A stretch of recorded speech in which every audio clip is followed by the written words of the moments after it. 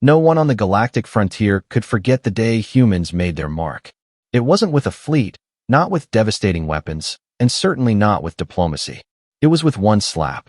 One single, absurd, unforgettable slap that shattered the galaxy's understanding of strength.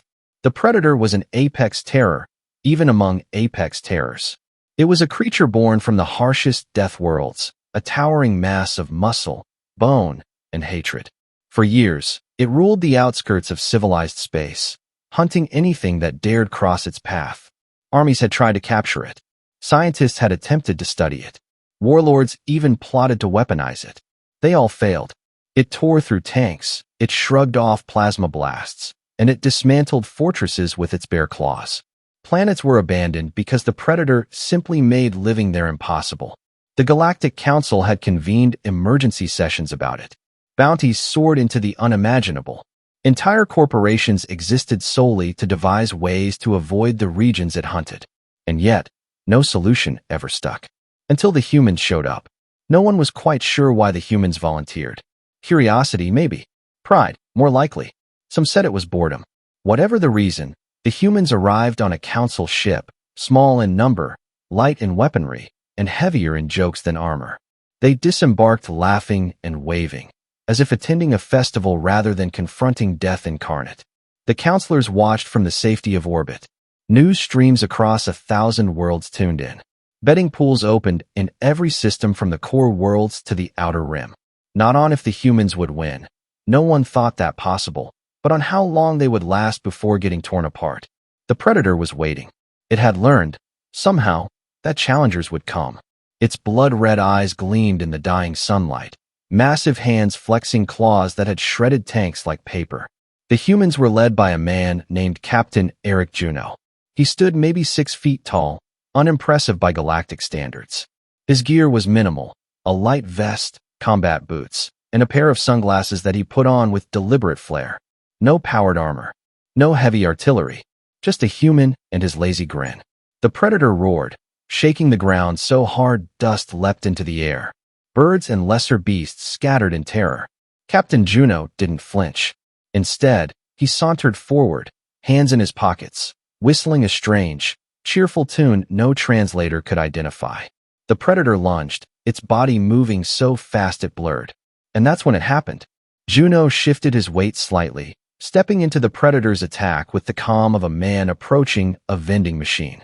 His hand came out, fast but not desperate, almost lazily. His palm connected with the side of the Predator's massive face. The sound echoed like a gunshot across the plains. The Predator's entire body froze mid-attack.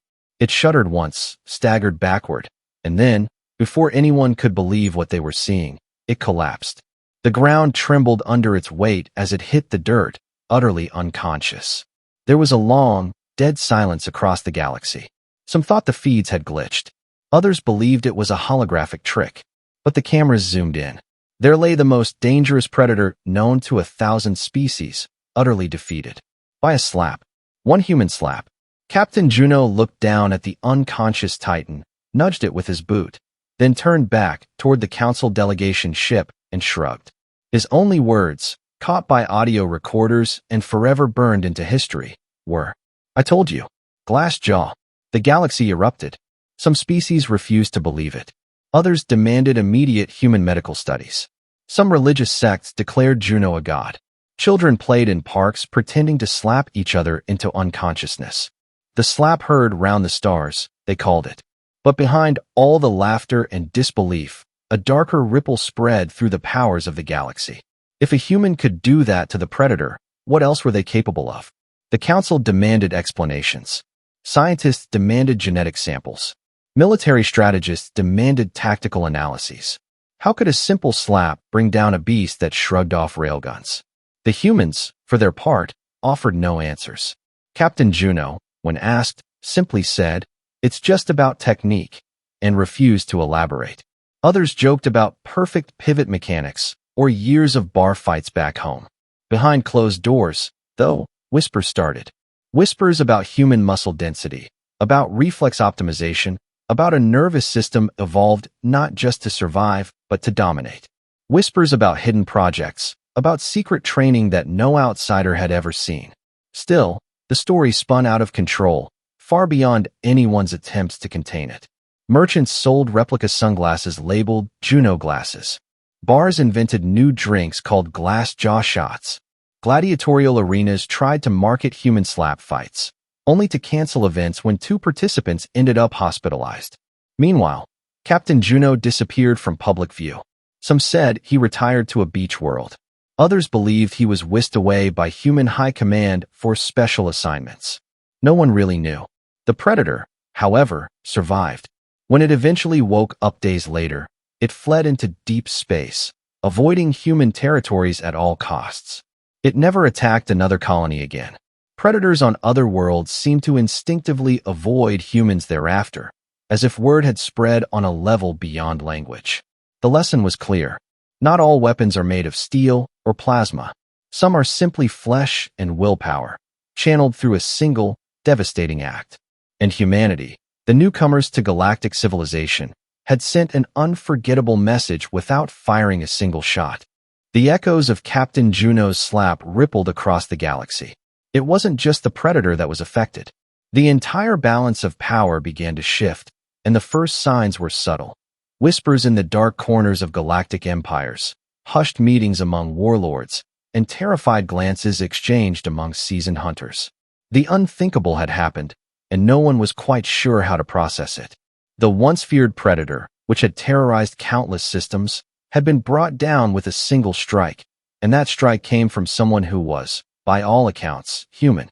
An unassuming creature, small compared to the titans of galactic warfare, and yet capable of ending the reign of one of the most dangerous beings in existence. How? Why? And the bigger question, what else could humans do?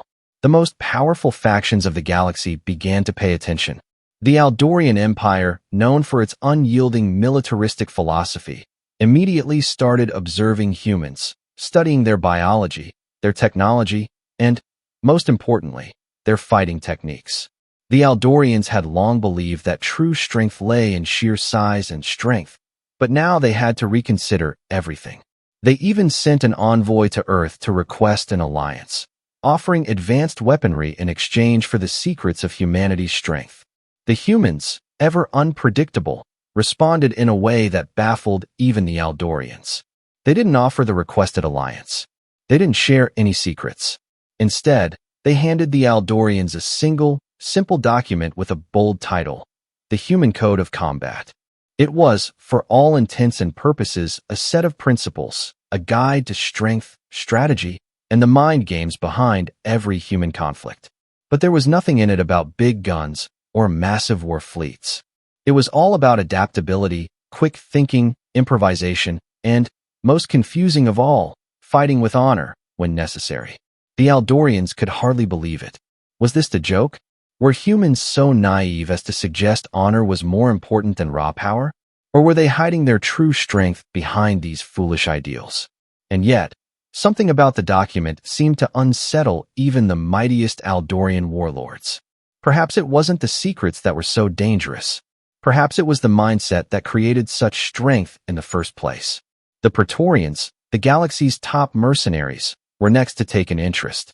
Known for their relentless professionalism and brutal efficiency, the Praetorians made their living by hunting down the most dangerous creatures in the universe. To them, the Predator was just another target, a creature to be captured, studied, and if necessary, eradicated. But they hadn't expected a human to take down the Predator in such a manner. No hunter, no matter how skilled, had ever done that before. The Praetorians immediately made their move. Their leader, Commander Vrex, issued a challenge. The challenge wasn't to Captain Juno. No, Vrex knew better. It was to any human who dared face him in combat. The Praetorians offered a bounty for the one human who could face Vrex in the arena and survive. It was a test, a gauntlet to prove that humans were more than just one lucky shot. At first, the challenge was met with some amusement. There were those who thought it would be easy. Humans were tough, yes, but they were still soft compared to the seasoned mercenaries of the Praetorians. But as the first humans stepped into the arena, it became clear that they weren't like any fighters the Praetorians had ever seen. They moved with a precision and fluidity that seemed almost unnatural. Every strike, every move, was a calculated risk, a perfect blend of instinct and logic. And then, one human, a soldier by the name of Marcus Vane, stood against Vrex. The arena was electric with the anticipation of what would come. Vrex, a hulking, nearly 7-foot-tall alien with armored plating, was a veteran of hundreds of battles. He had crushed every opponent who dared face him. His reputation was legendary, and yet, the human in front of him didn't flinch. The battle was a blur. Vrex's massive fists came crashing down like meteor strikes, each punch capable of tearing through steel. Yet Marcus danced around them, dodging and weaving with an agility that defied belief. Every time Vrex attempted to land a crushing blow, Marcus was already a step ahead, his counterattacks lightning fast. The crowd roared as they realized they were witnessing something extraordinary. And then, it happened. In a flash of movement, Marcus saw his opening. Vrex, having overextended with a particularly powerful punch, left himself vulnerable. Marcus didn't hesitate. With a precise, calculated motion, he drove a knee into Vrex's exposed side, followed by a devastating elbow strike to the back of his neck. Vrex stumbled, his body momentarily off balance. The crowd gasped. No one had ever seen the mighty Commander Vrex falter. But it was the humans, the underdogs, who had come to challenge the impossible, and, for the first time, succeeded. Vrex regained his posture, growling in fury. He lunged again, but Marcus was already moving, his footwork graceful and deliberate. With a final, perfect move, Marcus swept Vrex's legs out from under him and sent him crashing to the ground. The Praetorians were stunned. Vrex lay there, breathing heavily, his pride shattered. He had been bested by a human. But it wasn't just the Praetorians that had learned something that day. The galaxy was watching. From every corner of the known universe, species that had long thought of humans as fragile and weak began to reconsider their position. If a human could take down a predator with a slap and outmaneuver a battle-hardened mercenary, what did that mean for the rest of them? This was no longer about just the humans. It was about a message. They were here to stay. They were a force to be reckoned with. And soon, the galaxy would learn the true meaning of humanity's power, one slap at a time. The galaxy was changing, slowly but surely. The humans had made it clear that they weren't just passing through the stars, they were staking their claim. And while many still doubted their strength, others were starting to take them seriously. The age of the humans had begun, but not everyone was prepared for the consequences of that shift. Among the most vocal critics were the Zythar Dominion, a ruthless empire of genetically engineered warriors who believed that only the strongest should rule the galaxy. Their military, known for its brutal tactics and near-unstoppable war machines, had always viewed humanity as little more than an amusing curiosity. The Zythar had watched from afar as humans faced down the predator and outwitted the Praetorians, but they had dismissed it as flukes.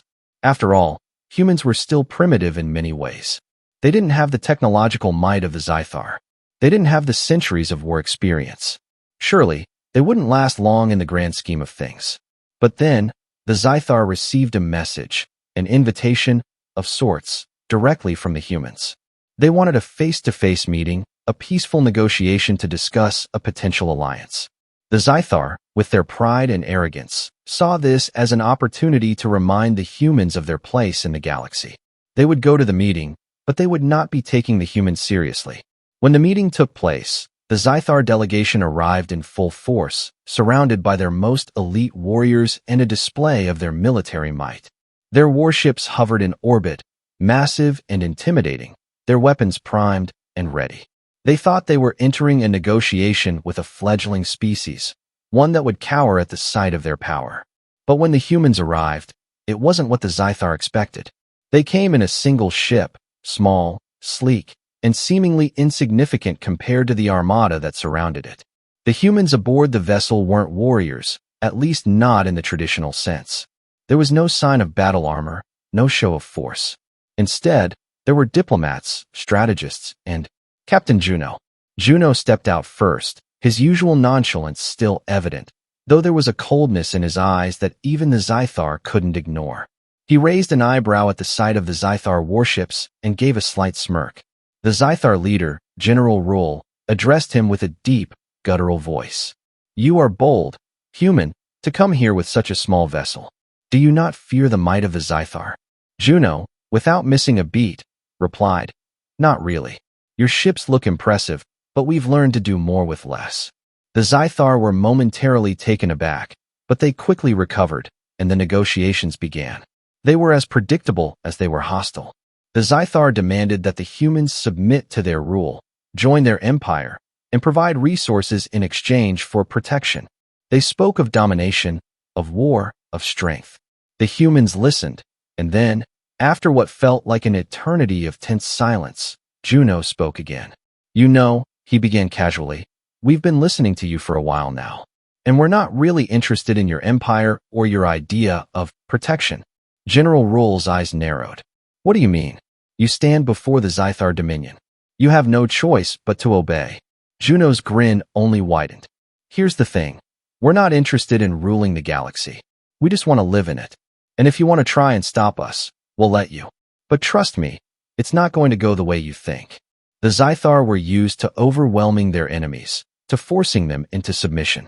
They had never met a species so indifferent to threats, so confident, so human. But Juno's words were more than just bravado. They were a statement of fact. Humans had shown time and time again that they didn't back down when threatened, and they didn't fear the impossible. The Zythar didn't know it yet, but they had already underestimated humanity. Just as the meeting reached its peak tension, a strange hum filled the room. The Zythar's military-grade communication systems were picking up a signal, a message from the human fleet. The Zythar were initially confused, but the humans calmly tapped a few buttons on their devices. A massive holographic projection filled the room. It wasn't a map of territories or military strategies. It was a live feed of the Zythar's own warships. A slow zoom out revealed something shocking.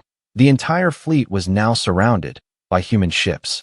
The Zythar were immediately on edge. "What is this?" General Rule barked. "Just a little insurance policy," Juno replied, his voice smooth. "You see, we don't take threats lightly. So, we thought we'd make sure our little conversation today goes smoothly. If you want to get back to your warships, no problem. Just try anything funny, and I promise you, we won't be the ones who regret it." The tension in the room was palpable, but the Zythar had no choice but to back off. The human fleet was vast, and while it wasn't as technologically advanced as the Zythars, it was more than capable of holding its own. The sight of the human ships, faster, more agile, and ready for any challenge, was enough to make even the proudest Zythar reconsider their approach. General Rule sneered, but he knew when to concede. "This isn't over, human. The Zythar will return, and next time, we'll make you regret this." Juno simply chuckled. "Next time, we'll be ready." As the meeting ended and the Zythar ships withdrew, the humans watched with a quiet satisfaction. They had just taken on one of the most powerful empires in the galaxy, and they had won, not with overwhelming firepower, but with a combination of courage, cleverness, and a healthy dose of human confidence. The message had been sent loud and clear. Humans were not to be underestimated. And somewhere deep in the heart of Zythar territory, a new kind of fear began to take root. The galaxy was still reeling from the shockwaves of humanity's triumph over the Zythar Dominion. The once overwhelming presence of the Zythar war machine had faltered, and the humans had shown them, and the rest of the galaxy, that their arrogance would not go unchallenged. It wasn't just about the victories they had secured, it was the way they had done it, with an almost uncanny blend of audacity and intelligence. Now, other empires, large and small, had begun to take note. And yet, not everyone was content to let the humans have their moment. Far from it. The Netheri Collective, a vast alliance of insectoid species known for their hive mind and collective intellect, had watched the events unfold from a distance. They, too, had been dismissive of humanity's chances. They had considered their insectoid swarms and unyielding unity to be beyond compare. But the humans had now proven that there were forces beyond sheer numbers, and that threat was not one they could ignore. The Netheri, however, had a different approach in mind. They didn't just want to fight. No, they sought something more. Their leaders, the Queen Minds, believed that humans could be useful. They had seen the tactical brilliance that humans had displayed time and again, and they recognized that with the right application, humanity's strategies could be adapted to suit the collective's goals. The Netheri saw an opportunity to ally with the humans, not in the conventional sense, but as subjects to be assimilated, their minds integrated into the hive. The Netheri delegation arrived in human space without warning, their ships descending like a swarm of locusts, casting long shadows across the planets below. They sent a simple message to Earth, a cold, impersonal transmission. Join the Netheri Collective. Your potential is great, and together we will reshape the galaxy. Refuse, and you will be consumed. The humans did not react with fear, as the Netheri had hoped. Instead, they met the threat head-on, their leaders gathering in a council to discuss how to proceed. Captain Juno, along with other human diplomats and military strategists, sat at the table, weighing their options. The humans weren't going to be bullied into submission. They had a long history of resisting any kind of dominance, whether from alien or human empires. The question now was how to handle the Netheri. We don't negotiate with threats, Juno said, his voice calm, yet resolute. But we don't take them lightly either. His words echoed in the room, and everyone around the table understood the gravity of what was about to unfold. The humans knew they were dealing with a force unlike anything they had faced before. The Netheri were not just warriors. They were a collective intelligence, a force that moved and thought as one. In terms of pure strategy, they had a vast advantage. But humanity had something else, unpredictability. The Netheri arrived in orbit over Earth, their massive ships hanging like dark, looming mountains in the sky. Their communication was direct and concise. The message was simple: you will join us, or you will be destroyed. Juno, ever the tactician, had been expecting this. He knew that the humans didn't have the firepower to face the Netheri on their own. But what they lacked in sheer strength, they made up for in ingenuity and strategy. Juno's mind raced, running through every possible scenario. If they couldn't meet the Netheri head-on in a battle of firepower, they would have to outsmart them. And that was something humans did best. Instead of waiting for the Netheri to strike, the humans took the initiative. They initiated a series of rapid, coordinated strikes on Netheri supply lines, small, hit-and-run operations that disrupted their logistics and weakened their position. The Netheri Collective was used to war, but not like this. They were used to overwhelming their enemies with sheer numbers, but humanity's unpredictability threw them off balance. Then came the final, most audacious plan of all. The humans hacked into the Netheri's communication network, using their own technology against them. The humans sent out a message that echoed through the collective's hive mind. It wasn't a threat. It wasn't an insult. It was a challenge. The message read, "We are not your prey. You will never be our masters. But if you want to know true fear, face us in our domain." The Netheri queen minds, never ones to back down from a challenge, accepted. They would descend to Earth, where they believed the humans would be easy pickings, surrounded by the very planet they had tried to protect. But what the Netheri did not know was that Juno had planned every detail. The humans had baited the collective into this trap, luring them to Earth with the promise of easy conquest. They had set the stage for a final confrontation, but not one in the traditional sense. This battle would take place on the humans' terms. When the Netheri ships landed on Earth, they were met not by an army of soldiers, but by a world designed specifically to exploit their greatest weakness, their hive mind. The humans had spent months preparing. They had carefully crafted a series of electromagnetic pulses, sent out in carefully calibrated waves, that disrupted the Netheri's communication network. The hive mind, so powerful, so efficient, was rendered useless. The once unified collective splintered, each of the queen minds struggling to communicate with their respective drones. It was chaos. With the Netheri's unity shattered, the humans launched their final strike. Using their advanced tactics, they struck at the heart of the collective's leadership, taking down the queen minds one by one. The Netheri, unable to function as a collective without their leaders, were broken. They fell back, their ships retreating into the vast reaches of space. The humans had won again, but this victory was different. It wasn't just about strength or firepower. It was about adaptability, intelligence, and the courage to face an overwhelming force head-on, knowing that victory was never guaranteed. The Netheri had underestimated humanity, and once again, that mistake had cost them dearly. But as the galaxy watched, one thing became clear. Humanity was not just a force to be reckoned with. They were a force that would reshape the galaxy. And now, the galaxy's most dangerous predator had been defeated, not by raw power, but by human ingenuity. And the message was clear to every empire, every species, across the stars. Don't underestimate the humans. The events that had unfolded in the wake of humanity's victory over the Netheri collective sent ripples across the galaxy. The once untouchable empire of the Netheri had fallen to the ingenuity of a species that many had written off as too young, too disorganized, and too weak to stand against the more established powers of the galaxy. The humans, however, had proven them all wrong, and the consequences of their success were far-reaching. As news of the defeat spread, the galaxy began to change. The Zythar Dominion, once brimming with arrogance, now tread carefully around human space. The Praetorians, the notorious warrior race that had once laughed at human attempts at diplomacy, now viewed them with a wary respect. Even the distant, cold-minded Severan Confederacy, an empire built on logic and reason, found themselves re-evaluating their position in the galaxy. But among the stars, the humans were not just viewed as a force to be feared. No, they were beginning to be seen as a symbol of hope, a symbol of resilience, a symbol of something that could stand tall against the mightiest forces and still come out on top.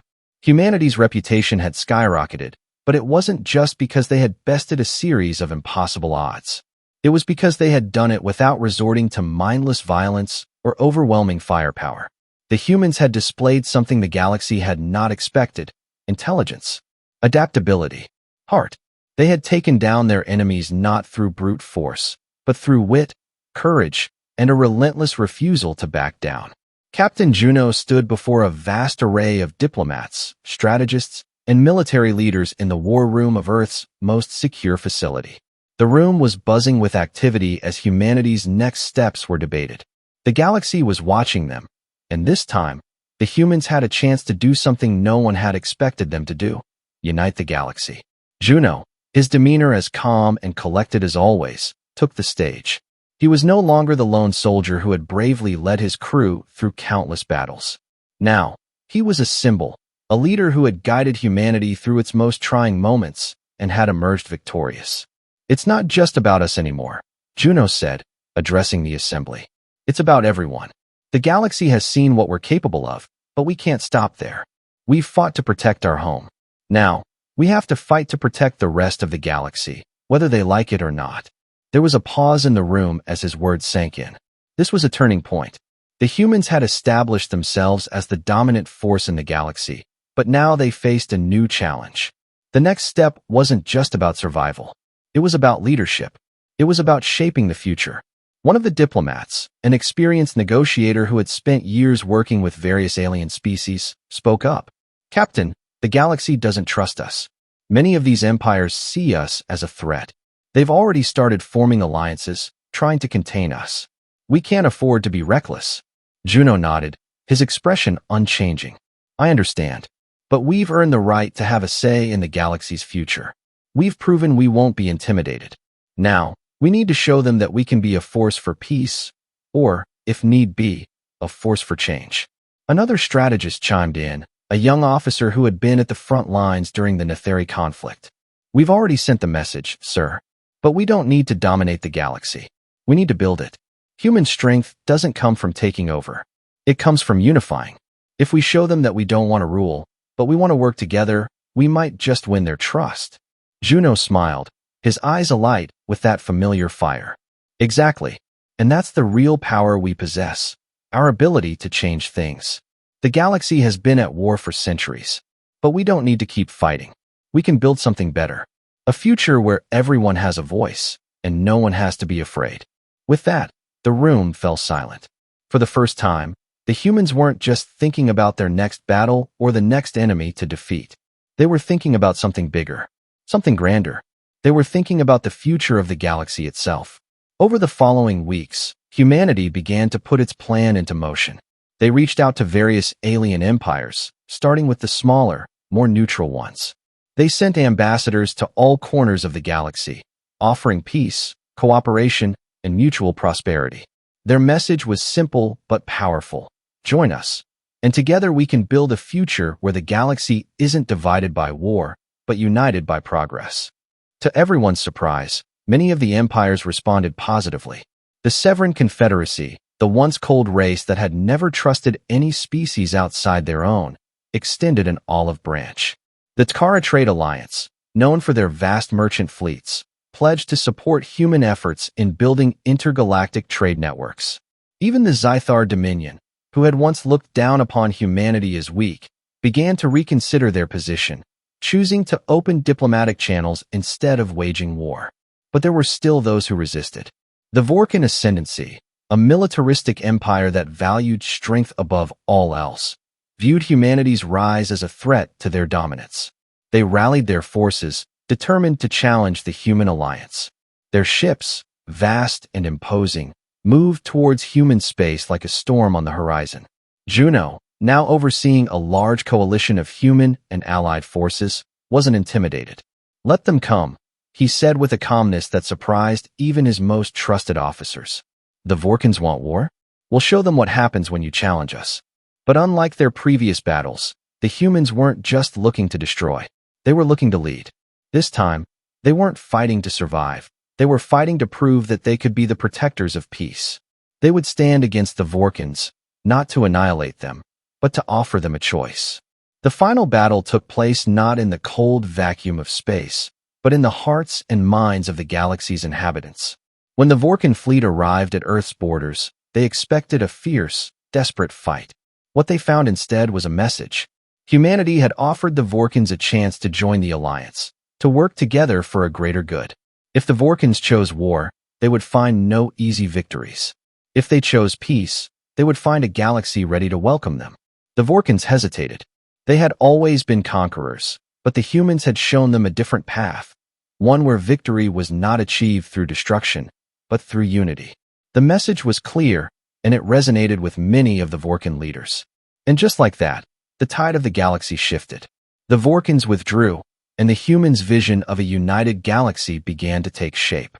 The galaxy wasn't at peace yet, but humanity had proven that a new era was possible, one built on cooperation, not conquest. As the stars shone brightly over Earth, Captain Juno looked out at the horizon. He had led humanity to victory time and time again, but this was different. This was the beginning of something much greater. A galaxy that had once been defined by war and fear was now on the cusp of a new age. An age where humanity would not only survive, but thrive. And as the stars continued to burn above, Juno knew that the future of the galaxy was no longer in the hands of those who sought to dominate.